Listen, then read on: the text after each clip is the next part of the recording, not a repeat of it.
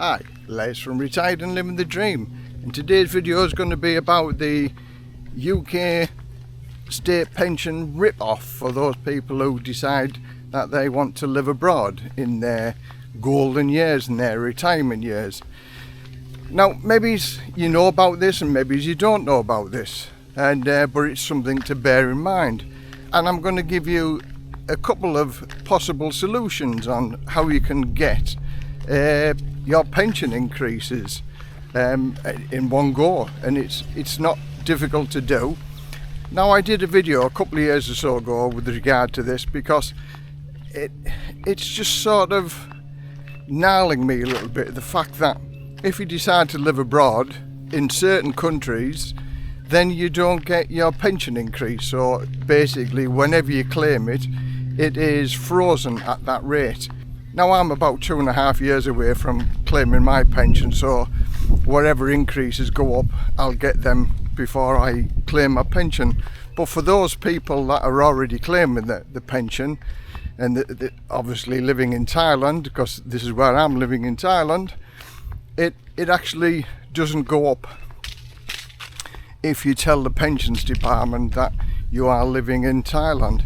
Now, there are many people who have said to me that they say they live in the aunts, uncles, sisters, boyfriends, girlfriends' address type of thing or whatever. Now, the pensions department aren't stupid people, and let's face it, when all's said and done, the government are looking into saving as much money as they can. And at the minute, there's 500,000 pensioners living abroad that don't get the pension rises. Now, a couple of years or so ago, I signed a petition with regard to appealing against this decision, because it's a 70-year-old rule when all's said and done that you don't get your pension rise in certain countries. Now, there are reciprocal countries where you do get your pension rises. Now, this is very important. I'm going to mention this a little bit later on. So let's get into it. Let's give you some examples. Let's say you retired in 2019, 2020. So let's say 5 years that you haven't had your pension rises. 2 years ago, when I did this pension video, and there'll be a link to it up here and in the description if you want to give that a watch, I was saying maybe you're going to get a rise between 12 to 15%. And in reality, from 2019 to now, it's 24%, or thereabouts 24%. So let me refer to my notes. In 2019-20, you're on £168.60 a week, which is £8,767 a year. And this coming April 2024, that's going to rise to £221.20, or 11,502.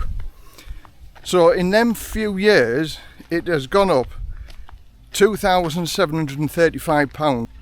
Now, wouldn't we all want that £2,735 extra a year? And there are ways that you can do it, and I'm going to explain a way that you can do it. And now it actually probably makes more financial sense than it doesn't by being able to do it. That's the government withholding your money because you don't live in a reciprocal country. Now, I'm going to put some telephone numbers up here for those people to make a telephone call and speak to the horse's mouth, if you like. You're like chasing your old tail when you're looking for information for the pensions department and things like that. So the telephone numbers are the future pensions. Now, this is a free telephone number that you can call, and this will give you the maybe pension that you will receive. And that's the future's pensions. And the one to call is the international pensions. Once you're retired, it's the international pensions. You have to actually pay for this telephone call, and they will give you the information. Now, I had one guy call me up and turn around and say the information that I give on the video was wrong. He said he called the international pensions department, and they said the information that I gave it was wrong. So yesterday I contacted the pensions department again, and I was going to do a video with regard to the pensions and being able to live in a reciprocal country and get your pension rises. So I said, I need this information to be correct, absolutely 100% correct. And she said, yeah, fire away, ask me the questions that you want to ask. And again, the same thing that I said. And I was actually travelling around the world, so I won't be living in a permanent country such as the UK to claim my pension. But I said, what if I lived in a reciprocal country for 185 days? Would I be able to claim my pension? She said yes. And I asked again, are you 100% certain? From the day that I land in the reciprocal country, all I need to do is ring up the International Pensions Department and inform them that I'm actually living in the Philippines. I use the Philippines as an example. I'm going to put a list of all the other reciprocal countries you can go and live in, and also claim for your future pension rise. Now the beauty of this is that, for instance, if you've been claiming your pension, you haven't had a rise since 2019, in 2024, you will get the new increment straight away from day one for every day that you're in that country. And it is 185 days you have to live in that country to qualify for your full pension increase. And then after the 185 days, you can leave the Philippines and come back to Thailand. Again, I use Thailand and the Philippines because the Philippines is the closest reciprocal country that I can live in with regard to living in Thailand full time. So once you've done your 185 days, you can come back to Thailand and you have £2,735 a year extra, £275 a month. Now isn't that worthwhile jumping through a few hoops? Now the costs that people are going to say, oh, it's going to cost a fortune to get the Philippines, blah blah blah. So now I've just done some rough calculations with regard to this. To living in the Philippines, to fly to the Philippines on a return flight, so flying from Bangkok to Manila is about £130–150 return. So it's absolutely peanuts, isn't it? And that is if you book a return flight for 6 months. Now the visa to enter the Philippines, it's a 30-day tourist visa, which can be extended every 30 days or so, and this can be done for up to 3 years. So you can easily live in the Philippines. Just increase your 30-day, you don't have to leave the country, you just do increases for the 6 months.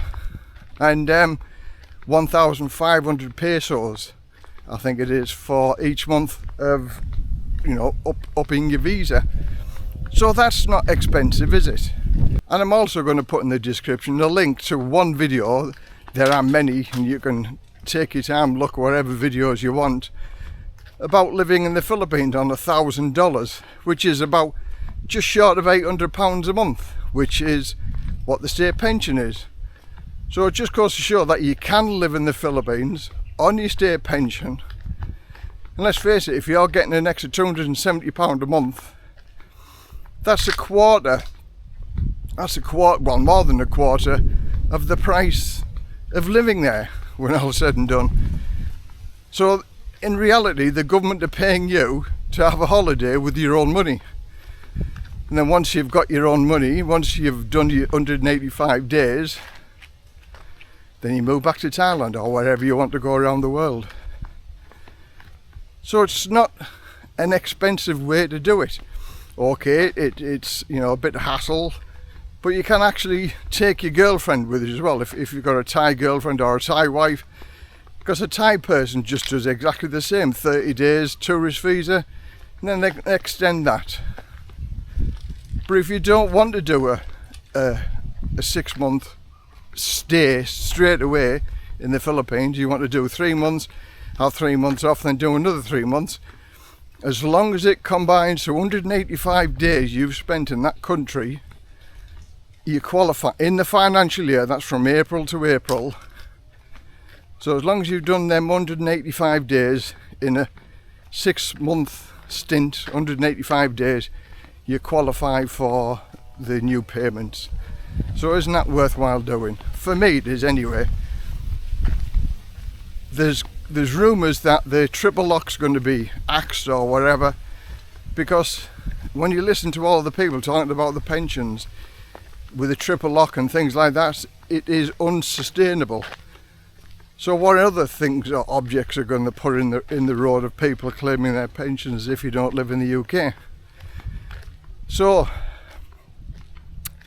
that's just my quick video on regard to the state of the UK pensions, how you can claim that extra money. 24%, imagine getting a 24% rise in your pension.